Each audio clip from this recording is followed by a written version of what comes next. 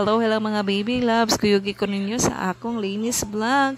So mao din niya ang porma sa akong balay gikan ato ang mong laag mga baby loves no, kanila yung nagbakasyon taba na kailangan magdali ka kay mabiyaan niya ka sa biyahe. So mao ni hibili na porma sa akong balay og tan-awa kong itsura na stress jud ko family 140 hang dapita kay ambot na maupaw jud kog samot aning kalakiha ay. So mana nagsugod na ko panglimpyo mga baby loves, pagpagansa ni nako ang foam ang ending tungod sa kaabog awa na pulling ang babay. So mana nagsugod na pug kog silhig diri mga baby loves para na pod matangtang na gyud ang mga hugaw. O kung nahibong mo nga nung nagmap ko after, yes mga baby loves, inana kong style ron sa pagpanglimpyo labi na ako anak na gamay kay kabaw ka dali kayo to maghilakilang mga baby loves o kailangan dyan ako dalion sila kong trabaho para lang yun di pod ma-slide akong anak. So magmap na ako diha magsunod po kog trap po na uga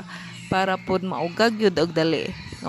Diba? So balik na po na ako ang mga foam na akong gigamit. So kung anay bong mga nung inana ang klase ang foam na among gigamit ya kay kanay man guna amuhang kuan is maraming na siya sofa bed style mga baby loves. Anong murag bed frame ba? Pwede siya mahimong sofa, pwede po siya mahimong bed. So, mao nang inananasan lang na foam akong gigamit para dali ra gyud siya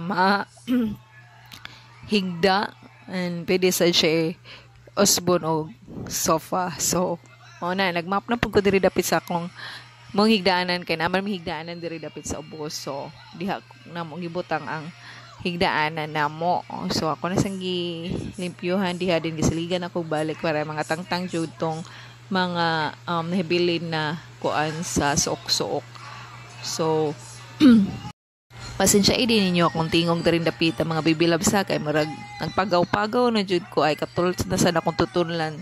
Siguro kay nausap na pud ang klima ba nga naganing init tapos gabi bumbog na kalit dito sa among probinsya mo nang igulit jud na ako obhon jud ko mga tul jud akong tutunlan na humandi ay nako arrange diri kanina po na akong lamisa diri akong diskitahan mga baby loves ay kay para po kanabang limpyo na gyud siya tanan ay natanawa kong lamisa napahak na pod. So mao na pod na akong goal sa sunod semana na pod iwason ko na ang akong lamisa kay kabang na gyud siya kay gigisi na pod sa akong anak na gwapa.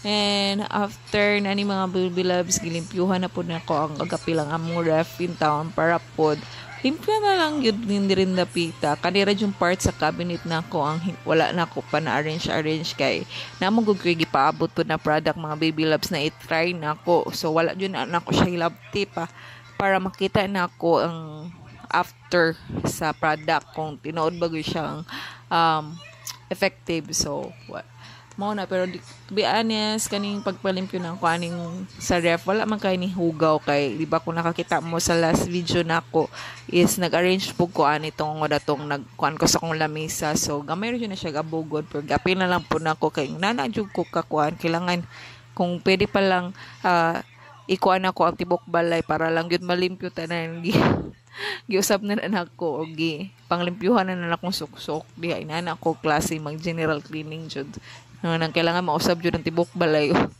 Kung sa akong pares pa sa usa ka buwan ko no kana po mabalhin among balay mausab og porma. So pasensya na gyud na ninyo kay mo na lang gyud na ako lingaw as housewife. So ready to mga baby loves kay naghilak na ako ang gamayng bata. So sa sunod na vlog na lang, bye.